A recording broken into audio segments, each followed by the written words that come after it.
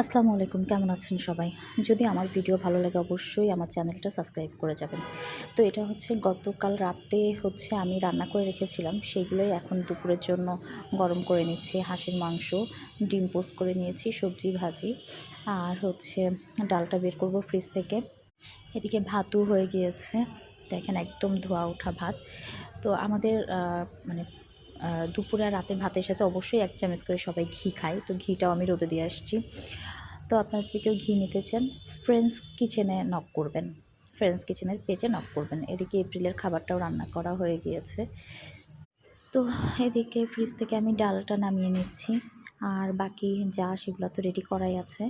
তো একটু ডাল গরম করব, যতটুকু খাবো ঠিক ততটুকুই আমি গরম করব, বাকিটা রাতে গরম করে নিব। তো এই যে আমি ফ্রিজ থেকে ডালটা নামিয়ে নিলাম। আর এদিকে তো এই যে ডিম আছে ফ্রিজে, দেখে নিলাম যে আবার আনা লাগবে কিনা। তো মোটামুটি শেষ।